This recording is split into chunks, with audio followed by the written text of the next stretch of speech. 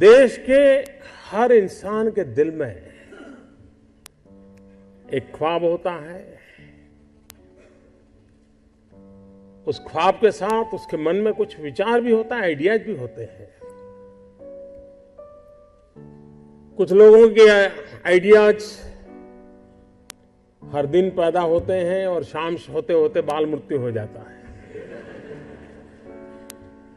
लेकिन कुछ लोग होते हैं जो आइडिया के साथ इन्वॉल्व हो जाते हैं, वो उससे बाहर नहीं निकलते हैं और पूरा परिवार परेशान हो जाते हैं कि ये कुछ करता नहीं, बस इसी में लगा रहता है, किसी से बात नहीं करता है, कुछ यार दोस्तों से नहीं मिल रहा है, क्या हो गया है इसको, कहीं पागल तो नहीं हो गया। लेकिन वही एक दिन कुछ कमाल करके दिखा देता है, तब पूरे परिवार को लगता है नहीं साहब, इसमें तो पहले से ही ऐसा था।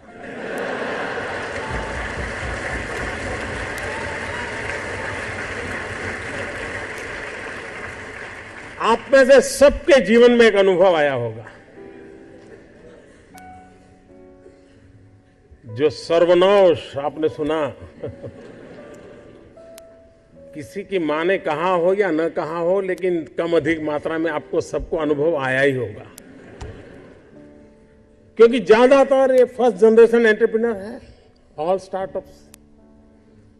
और जब कुछ सोचा होगा, नहीं बेटे अपना काम नहीं, तो कहीं नौकरी कर ले। शुरू में जब दोस्तों ने सुना होगा, बहुत मजाक उड़ाया होगा, उपहास किया होगा, जाते आते आपको उसी उपनाम से सुनाते होंगे, ये कुछ करने वाला है, ये करने वाला है।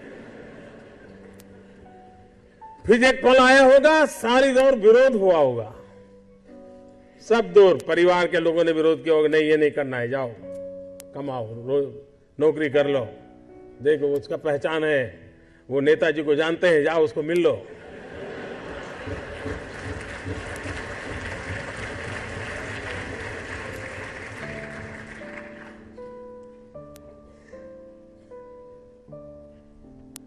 उस विरोध के बावजूद भी जो टिके होंगे, आज सब लोग कहते होंगे कि यार इसने तो कमाल कर दी, कुछ ऐसा मुझे भी करना है।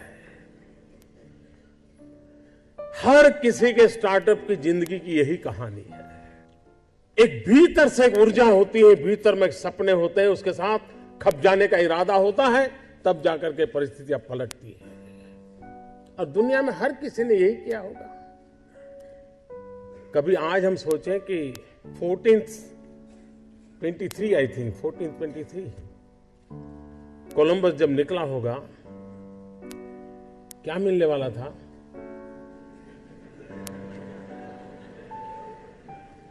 लेकिन उसको लगा होगा कि कोई एक नया रूट मुझे खोजना है, विश्व को मुझे जोड़ना है, और वो चल पड़ा। और चलने के पहले उसने ढेर सारी चीजों का अध्ययन किया होगा, टेक्नोलॉजी डेवलप की होगी, और नया एक उसने स्पाइस रूट को दुनिया को दिया होगा। आज जो स्पेस में काम कर रहे हैं, शुरू जब हुआ होगा तब लोग मजाक उड़ाते होंगे, यार ये क्या कर रहे हैं। हर चीज की कहीं शुरुआत होती है,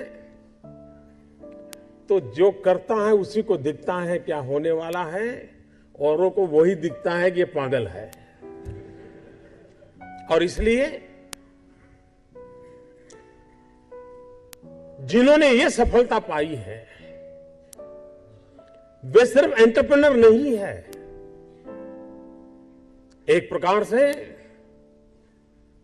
एडवेंचर उनकी प्रकृति का हिस्सा है, तब जाकर के होता है।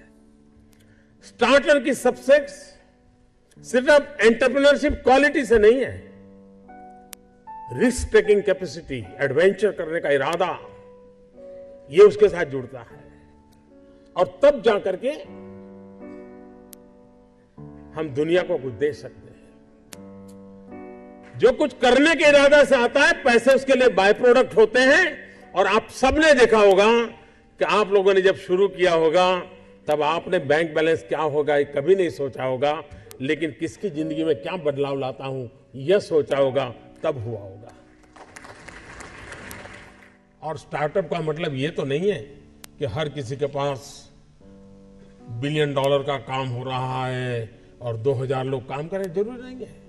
5 लोगों को भी अगर मैं रोजगार देता हूं तो मेरा स्टार्टअप मेरे देश को आगे बढ़ा रहा है।